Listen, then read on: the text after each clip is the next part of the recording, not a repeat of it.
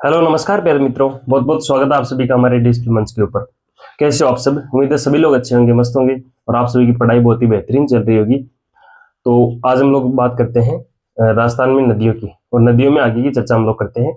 हमने राजस्थान का अपवाद तंत्र हमने स्टार्ट किया था, राजस्थान की नदियां हम लोग पढ़ रहे थे। इसमें हमने राजस्थान में 3 प्रकार के अपवाद तंत्र की चर्चा कर ली थी। एक तो बंगाली खाड़ी का अपवाद तंत्र, और एक आंतरिक अपवाद तंत्र, और एक अरब सागर का अपवाद तंत्र। ठीक है, इन सब की डिटेल से चर्चा हमने पिछले वीडियोज में कर ली। जो जिन्होंने नहीं देखा, पिछले वीडियोज में जाके देखिएगा, अपने दोस्तों के पास शेयर कीजिएगा और लाइक जरूर कीजिएगा। ठीक है, आज हम लोग जो बातें करेंगे वो नदियों में आगे की बातें करेंगे, इनकी विशेषताओं के बारे में, कौन सी नदी किनारे कौन सा जलप्रपात है और कौन सी नदी किनारे दुर्ग बने हुए हैं, उन सब की डिटेल से हम लोग आज चर्चा करने वाले हैं। तो ये वीडियो अपने साथी के पास शेयर अवश्य कीजिएगा। ठीक है, तो चलो बात करते हैं। सबसे पहले तो नदियों की विशेषताओं की बात करते हैं। सर्वाधिक नदियों वाला जिला कौन सा है? तो सर्वाधिक नदियों वाला जिला जो है वो आपका चित्तौड़गढ़ है। फैक्ट है, इनको एज इट इज आप नोट कर लीजिएगा।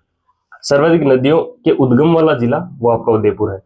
सर्वाधिक नदियों का उद्गम तो आपका उदयपुर से होता है, लेकिन बहती सर्वाधिक आपका चित्तौड़गढ़ में है। ठीक है, वे जिले जिनमें कोई भी नदियां नहीं है, तो ऐसे जिले आपके 3 है। पहले 2 ही थे, चूरू और बीकानेर, लेकिन वर्तमान में नया जिला बन गया फलोदी। ठीक है, तो 3 जिले हो गए जिनमें कोई नदियां नहीं है, चूरू, बीकानेर और फलोदी। ठीक है, सर्वाधिक नदियों वाला संभाग कोटा संभाग आपका सर्वाधिक नदियों वाला संभाग है। कोटा, बूंदी, बारह, झालावाड़ इसमें जिले आते हैं। न्यूनतम नदियों वाला संभाग बीकानेर संभाग है, क्योंकि चूरू और बीकानेर दोनों में नदियां नहीं है। ठीक है, और ये बीकानेर संभाग में ही आते हैं। ठीक है, इसलिए इस संभाग को न्यूनतम नदियों वाला संभाग कहते हैं। बात करते हैं, एक तो खंबाती खाड़ी और एक आपकी कच्छ के रण। कच्छ का रण और खंबाती खाड़ी दोनों अरब सागर में ही है। इनमें गिरने वाली नदियां आपकी अरब सागरी नदियां कहलाएगी। लेकिन कभी कभार क्वेश्चन पूछ लिया जाता है अलग अलग से कि खंबाती खाड़ी में गिरने वाली नदियां और कच्छ के रण में गिरने वाली नदियां अलग अलग पूछ लिया जाता है कभी कभार। तो खंबाती खाड़ी में जल गिरने वाली नदियां हैं आपकी माही और साबरमती। ठीक है, माही और साबरमती आपकी खंबाती खाड़ी में गिरती है। कच्छ के रण में जल गिराने वाली नदियां आपकी लूणी और पश्चिमी बनास। पश्चिमी बनास है दोस्तों, बनास नहीं है, पश्चिमी बनास है। बनास तो आपकी चंबल नदी की सहायक नदी है। ठीक है, तो खंबाती खाड़ी में जल गिराने वाली माही और साबरमती, कच्छ के रण में जल गिराने वाली लूणी और पश्चिमी बनास। ठीक है, अरावली को काटकर बहने वाली नदियां आपकी लूणी और बनास है। ठीक है, एक आपको मेन ये ध्यान में रखनी है, बहुत ही इंपोर्टेंट है कि अफवाह प्रतिशत की दृष्टि से नदियों का अवरोही क्रम। अवरोही क्रम का मतलब बढ़ता हुआ क्रम। अफवाह प्रतिशत मतलब कि सर्वाधिक अफवाह क्षेत्र किसका है, उसके बाद किसका है, इस प्रकार आपको अवरोही क्रम देखना है। तो सबसे जो ज्यादा और सर्वाधिक अफवाह क्षेत्र है वो आपका चंबल का है, 20 में 90%।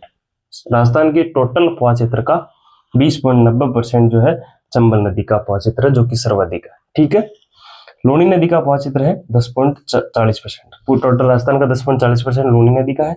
माही नदी का है आपका 4.80%। ठीक है, तो ये 3 नदियां आपको ध्यान में रखनी है अवरोही क्रम के हिसाब से, चंबल, लूणी और माही।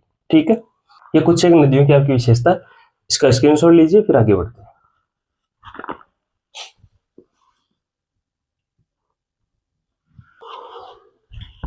आगे बात करते हैं, राजस्थान की प्रमुख जलप्रपातों को देखते हैं। सबसे पहला है आपका चूलिया जलप्रपात। एक तरफ जलप्रपात दे रखे हैं, नदियां दे रखी है और उनका जिला और यह स्थान दे रखा है। ठीक है, चूलिया जलप्रपात चंबल नदी पे है, बेसरोडगढ़ चित्तौड़गढ़ में ये है।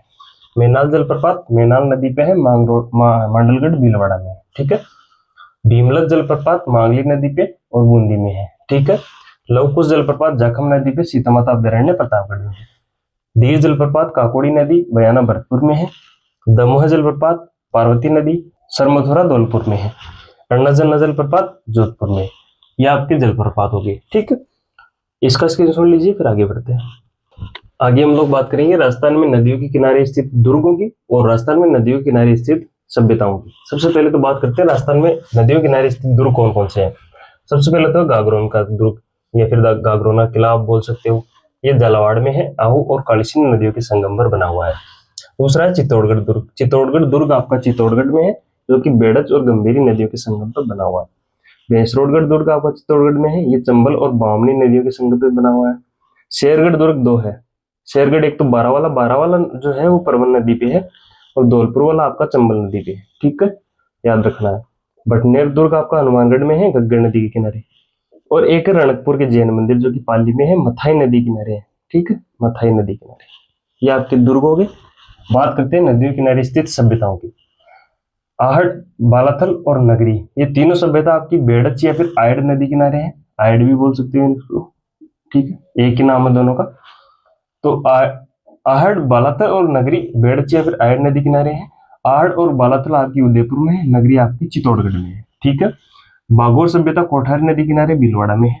गिलून सभ्यता बनास नदी किनारे और राजसमंद में है। कालीगंगा विवेक नदी किनारे हनुमानगढ़ में है। सुनारी और गणेश्वर आपकी कांतली नदी किनारे है। सुनारी झुंझुनू में है, गणेश्वर आपकी सीकर में है, ठीक है। जोधपुर सभ्यता साबी नदी किनारे कोटपुतली बहरोड में आने लगी, पहले ये जयपुर में आती थी, ठीक है।